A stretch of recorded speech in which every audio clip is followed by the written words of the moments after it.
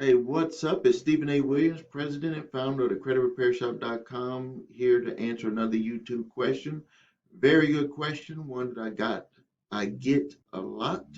How do I dispute a judgment from 10 years ago with a debt that you never had in the first place? Let me tell you the options that you might have. You might, depending on your state, depending on your state, they may they may have an exception on notification that allows you to reopen the judgment. You're going to have to go to your courthouse. You have to tell them that you were never served, and then you're going to have to see what they have on the form. If they have something that has your address, your previous address, that they prove service, you might be stuck. You might be stuck. You're gonna have to have a good reason on why you did not fight the judge, the summons before it became a judgment. You had to have a very good reason on why, and the reason is a good reason isn't because I didn't think that this debt was mine, so I didn't have to show up. That's not going to be a good one for them. I'm just here to tell you what they're going to want, and I'll tell you what it shows on ours here in Wisconsin. Number one, the first question they ask is why you didn't show up. Why didn't you show up? And then number two, they ask the question, if the judge sees it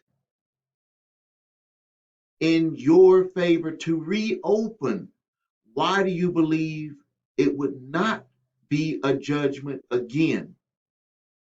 Now, for you, for what you're saying that it was not your account or this was not yours, something about it is not yours.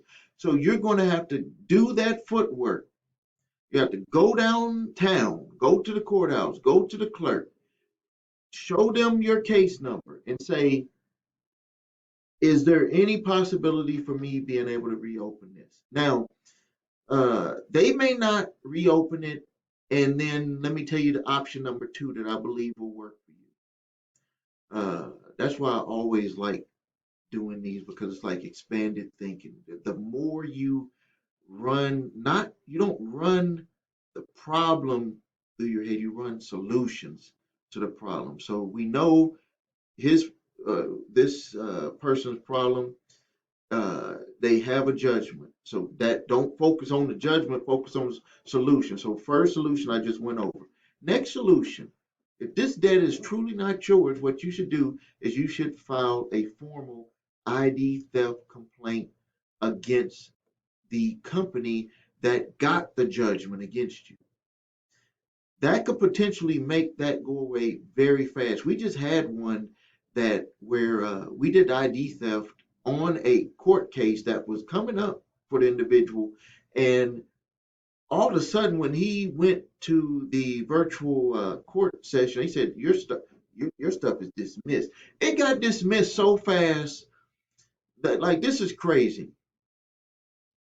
Imagine you are going to court and they, you don't know how it's going to end up. You're got some fears, anxiety, and then they flip on the screen when it's your turn because they're doing this all virtual in most places, and they say right away this whole thing is they didn't show up and it's dismissed. And it flipped for him. He was like, well, why did it get dismissed? Why did that happen? Tell me why. What happened? And I'm like, you might want to just let this go.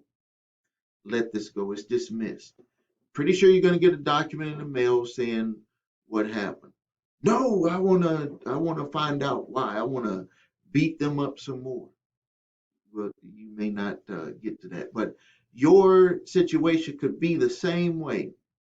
I'm imagining that you fill out the ID theft paperwork, submit it to that company that got the judgment, and they could go running scared and have this whole thing withdrawn from the court. Because that is one thing they could do is that they can go and submit the documentation and have it withdrawn, had a whole judgment wiped out.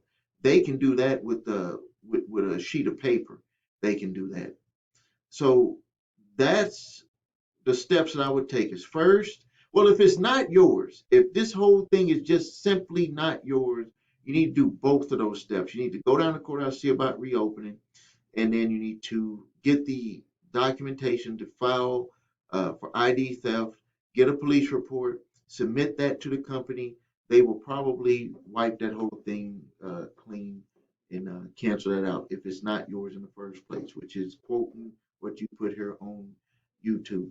All right, I'm going to end the video here. If you need help with your credit, please visit us at thecreditrepairshop.com.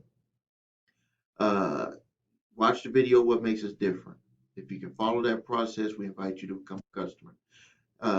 If you need your credit reports and scores, you need them, not from the free service. Go to the one that I have a link here for if you don't already have one. That's a paid service that provides you all of the information that you need to know about who's placing it on there, how they place it, the comments, everything.